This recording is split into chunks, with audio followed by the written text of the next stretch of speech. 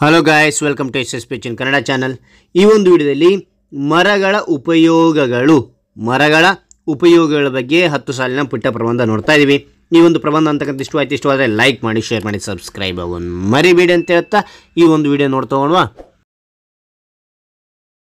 ಮೊದಲನೇ ಪಾಯಿಂಟ್ ನೋಡಿ, ಮರಗಳಿಲ್ಲದೆ ಮನುಷ್ಯ ಬದುಕಲು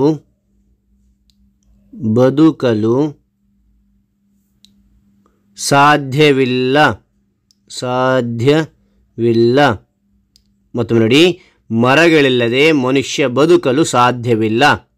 ಎರಡನೇ ಪಾಯಿಂಟ್, ಮರಗಳು ನಮಗೆ ನೆರಳು ಮತ್ತು ಆಹಾರ ನೀಡುತ್ತದೆ. ಮರಗಳು ನಮಗೆ ನೆರಳು ಮತ್ತು ಆಹಾರ ನೀಡುತ್ತದೆ. ಮೂರನೇ ಪಾಯಿಂಟ್, ಮರಗಳು ಗಾಳಿಯನ್ನು ಸ್ವಚ್ಛಗೊಳಿಸುತ್ತದೆ.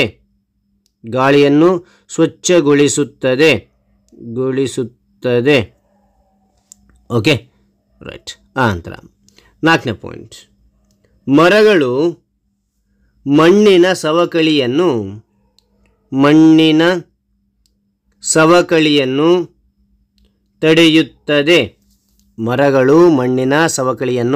ತಡೆಯುತ್ತದೆ.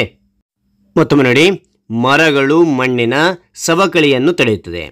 ಐದನೇ ಪಾಯಿಂಟ್, ಮರಗಳು ಪ್ರಾಣಿ ಮತ್ತು ಪಕ್ಷಿಗಳಿಗೆ ಆವಾಸ ಆವಾಸ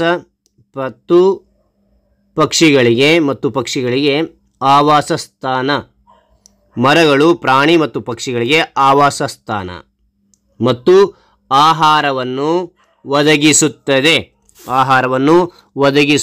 ಮತ್ತೊಮ್ಮೆ ನೋಡಿ, ಮರಗಳು ಪ್ರಾಣಿ ಮತ್ತು ಪಕ್ಷಿಗಳಿಗೆ ಆವಾಸ ಸ್ಥಾನ ಮತ್ತು ಆಹಾರವನ್ನು ಒದಗಿಸುತ್ತದೆ. ಆರನೇ ಪಾಯಿಂಟ್, ಮರಗಳು ಕಾರ್ಬನ್ ಡೈಆಕ್ಸೈಡ್ ಅನ್ನು ತೆಗೆದುಕೊಂಡು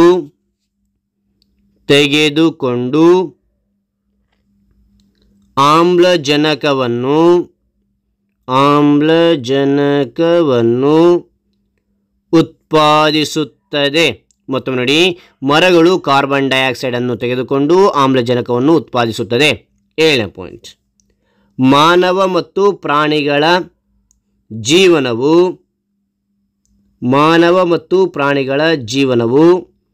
ಮರಗಳ ಮೇಲೆ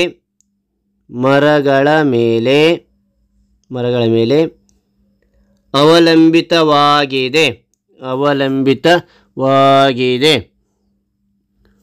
ಓಕೆ. ಎಂಟನೇ ಪಾಯಿಂಟ್, ಮರಗಳು ನಮಗೆ ಹಣ್ಣುಗಳು, ಔಷಧಗಳು,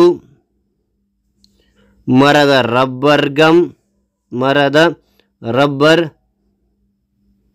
ಗಮ್ ಇತ್ಯಾದಿಗಳನ್ನು ನೀಡುತ್ತದೆ.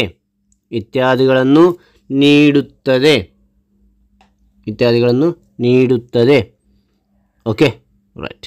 ಒಂಬತ್ತನೇ ಪಾಯಿಂಟ್, ಪರಿಸರವನ್ನು ತಂಪಾಗಿಡಲು ಸಹಾಯ ಮಾಡುತ್ತದೆ.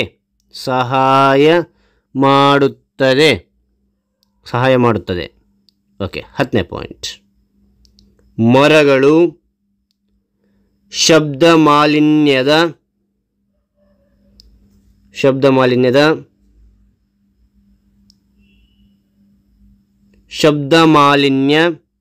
ತಡೆಯಲು ಮರಗಳು ಸಹಾಯ ಮಾಡುತ್ತವೆ. ಮತ್ತೊಮ್ಮೆ ನೋಡಿ, ಮರಗಳು ಶಬ್ದ ಮಾಲಿನ್ಯದ ತಡೆಯಲು ಮರಗಳು ಸಹಾಯ ಮಾಡುತ್ತವೆ. Okay, right. ಹಾಗಾದರೆ ಈ ಒಂದು ವಿಡಿಯೋ ಅಂತಕ್ಕಂಥ ಇಷ್ಟವಾದರೆ ಲೈಕ್ ಮಾಡಿ, ಶೇರ್ ಮಾಡಿ, ಸಬ್ಸ್ಕ್ರೈಬ್ ಆಗೋದು ಮರಿಬೇಡಿ. ಮತ್ತೊಂದು ಹೊಸ ವಿಷಯದೊಂದಿಗೆ ಮತ್ತೊಂದು ಹೊಸ ವಿಡಿಯೋದಿಂದ ಭೇಟಿ ಆಗ್ತೇನೆ. Thank you for watching. Bye.